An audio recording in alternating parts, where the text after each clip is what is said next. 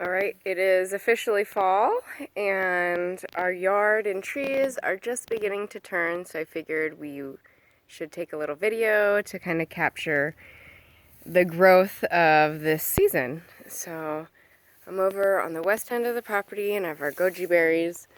Look at how many there are. If you've been following me, you know that they are the bitter, untasty variety, but are still extremely medicinal, so I haven't yanked them out yet. Here's our corn patch that, well, we harvested maybe like 2 ears of corn, didn't eat them. It was kind of a failed corn attempt this year, but it was also the first time trying to grow anything in this area, and so just because we didn't get any corn doesn't mean anything bad to me. To me, it's still, we're growing the soil here now, so I'll find some positive perspective to spin on it. We also did some dill over here, which was really great, and the ladybugs loved it. We have some pumpkin. Last year we got a huge pumpkin. This year it's just these like tiny things that I think they just didn't get pollinated very well. Watermelons, we got maybe 3 watermelons this year. Pretty lame. Watermelons don't seem to do, I don't know, the best on our property, or we're not getting the right seeds. Not sure. Our cherry tree survived. We're really celebrating the cherry tree because we lost 2 peach trees and an apple tree this year due to, I don't know, maybe trying to use tanglefoot, which is something to prevent ants crawling on it, but never sure. Let's just see if our dogs do not see this dog roaming around in the yard, because usually this is like a time where it's very loud. Yeah, oh, we missed it. Fendi's humping the cat, so he's really busy. Just hopefully they don't notice.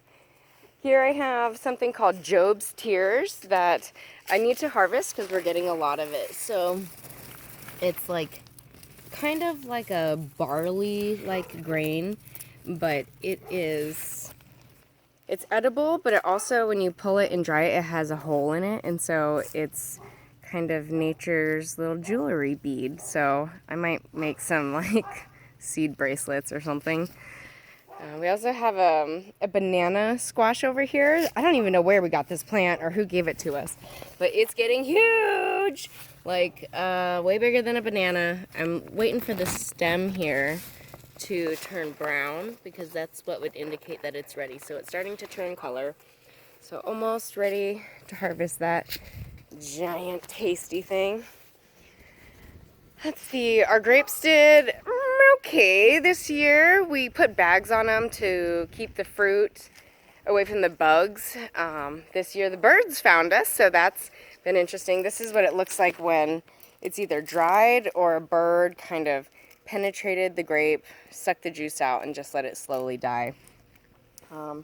But Scott did just make some jam with the grapes, so they didn't all go to waste. Not to waste, to the birds. This garden here has kind of been this weird like pallet garden on the floor in the front yard, and we're not like a big fan of it. I think we're probably going to pull it up, but we do have some fennel growing here, and it's just like the furriest kind of cool plant. I don't know, I just love it, and it kind of reminds me of asparagus frond or something, but it's got this really pretty purple to it. We do have our asparagus over here, which we probably need to relocate just because I want a bigger asparagus bed. This is our archway behind me. I don't know if you can actually see it right now. I can hardly see, but it's got cantaloupe here, and also has cucumbers in here. So there's one almost ready also. The elderberry did really good this year. Someone shared this with us. All the berries got eaten by ants or something. I don't know. Over here in the sun garden, this is our least manicured, weeded garden area. I actually don't even come in here that often because the ants are just really crazy, but I'll do it for you. Okay, so here's our Jerusalem artichokes. that are definitely ready to harvest. We have to just like pull them up. It's a tuber kind of, so it's all underground. We actually have to pull those up because they need to be thinned. So that's a whole project. This is a giant pomegranate tree, which was here when we first moved in. We were not sure what it was. And this is the first year that it's actually giving us some fruit here. So really excited to have some pomegranates finally on the tree. There's some thornless blackberries over here that we just kind of let them do whatever. Pretty uninvolved over in this corner of the yard. This is stinging nettles, Scott's favorite treat, I guess. It has silica hairs on it, and so it can sting you, but it's actually really medicinal. The people at home how to eat it fresh. Okay. So most of the stingers are underneath the leaf. So underneath, that's where it hurts.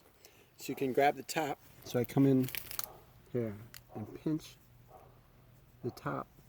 That's not working well. Hey.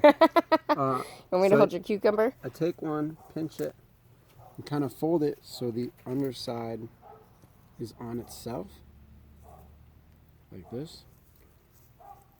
And so only the top is kind of to the out. And then I roll it around a little bit. And I'm going to eat it, and it won't sting me. Doesn't sting your mouth? Mm-mm. Not when I do that. See? There you go. It breaks all the silica hairs. Well, get yourself some nettles. It'll heal your body. This is also milkweed, which is actually coming back, right? It looks pretty happy. It's like the cutest little flowers. They're the cute, tiny little clusters of flowers. Let's see if I can get one in here. Come on, focus. I'm not going to play along, apparently. But there's maybe 3 or 4 different types of milkweed down here. Just trying to really help the pollinators. Right? This is our famous castor bean plant. It's getting so tall, and it had 2 seed, seed pod areas on it that had,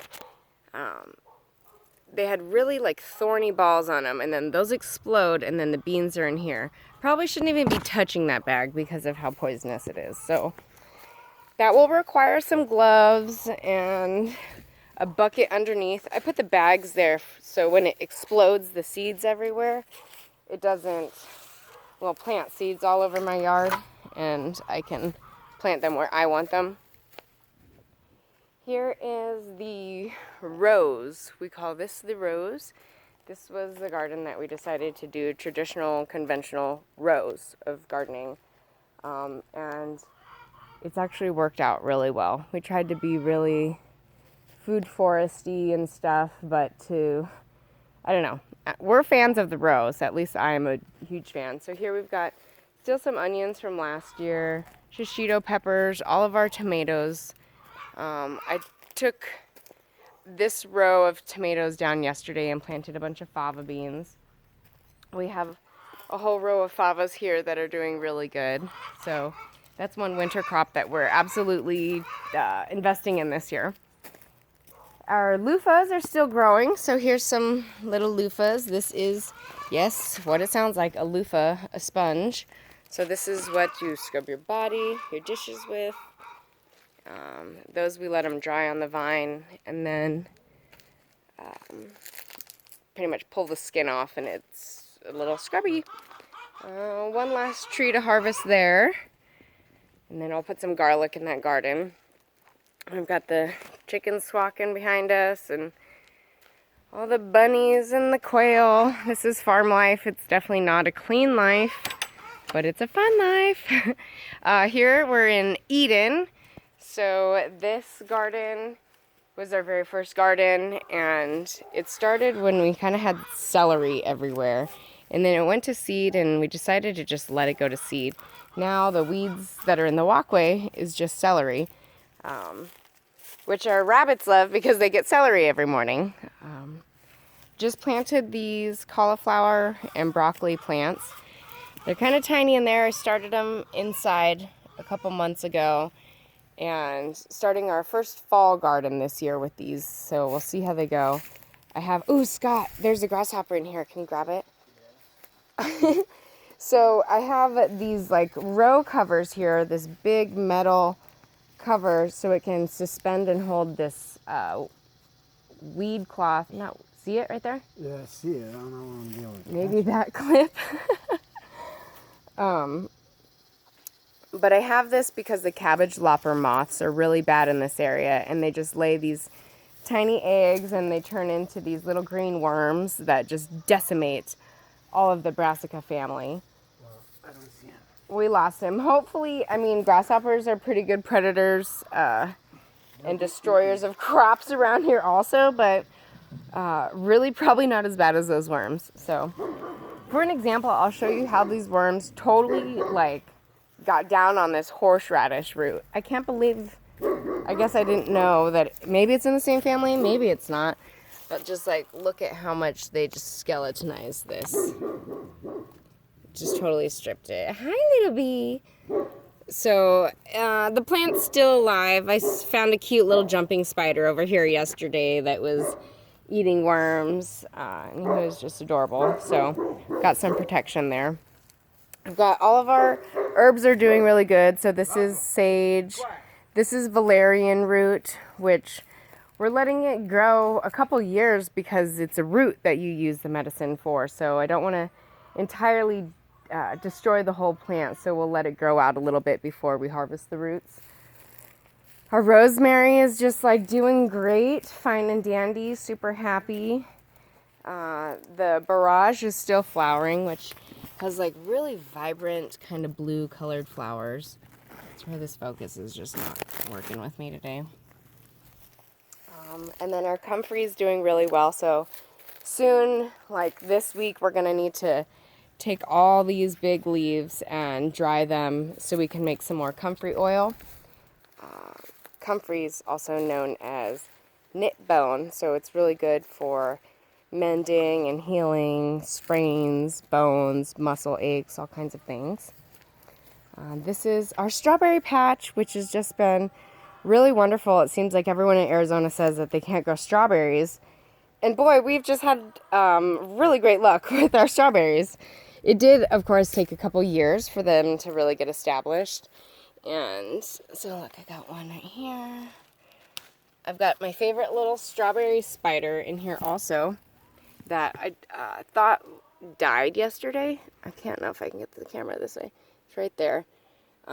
It looked frozen, wasn't moving at all. And so I wanted to keep its dead body. And so I tried to put it in a bowl. Right there, right? Yeah, I tried to put it in a bowl and then I scared the shit out of it. It freaked out. And so, not dead. It plays dead. It's got its little ways of surviving, I suppose. All right, well, I got distracted and just picked some strawberries because they're so tasty. Got our grasshopper hunter Scott here. All right. Got the baby bunnies over here. Farm life behind me. It's messy. Lots of stuff that you don't think you need, but you do need. But do you need? I don't know. All right, our last garden. First, we made this archway this year, which is just really cool and probably, I don't know, one of our favorite additions that we did this year. So this is bitter melon here. And the cantaloupe I was saying.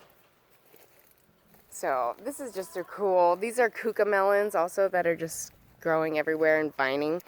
Kuka melon is small like a grape tomato, looks kind of like a watermelon, tastes like a cucumber. So here's like a little one here. I might have posted about them once because I just think they're so cute.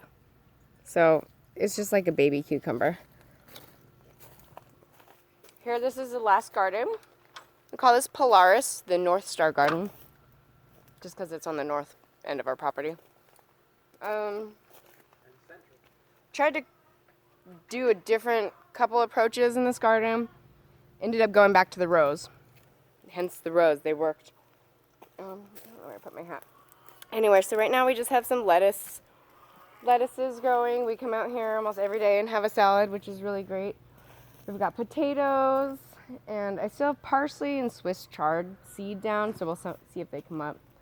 I have a couple more broccoli and cauliflower over here just to see how they do in this garden. I really like to experiment. These onions didn't actually come to full, like, maturity this year for me, so I just left them in. It's an experiment. They may rot in the ground. I'm not sure. I hope they make it till next spring, and I can just harvest them then. But we will see. Well, I feel like there's one thing I was going to say. Oh, about the lettuce. I wanted to show you the lettuce. That when you get lettuce at the grocery store, it's great and fabulous. And yes, we should all be eating leafy greens. They're just great for nutrition and roughage for our gut. But one thing that I thought was just really fascinating is that when you harvest lettuce from your own garden, it, let me show you here. When I pull it off, there's a milkiness that comes out of the leaf and out of the stalk that I pulled it at. And this is like the real nutrients, I'm telling you. This is where it's at. This is life. So, grow yourself some lettuce and just eat it. I mean, or some nettles or some bitter melon or some cucumber. But, you know, start anywhere. Lettuce is pretty easy, and you don't have to wait for a fruit. Like, we have all these tomato plants, but maybe 20 tomatoes, you know, so. Especially this time of year. Yeah, this time of year. Well, if you're in Phoenix, you could probably plant some tomatoes right now. But, well, we're on to getting to work now. Today we're going to plant some garlic. First we have to tear all that corn down, plant the garlic. Then we got some ginseng seeds and what else? Golden seal root to plant. So hopefully in the next videos those will be growing and we can show you them. Thanks for the hangout, guys.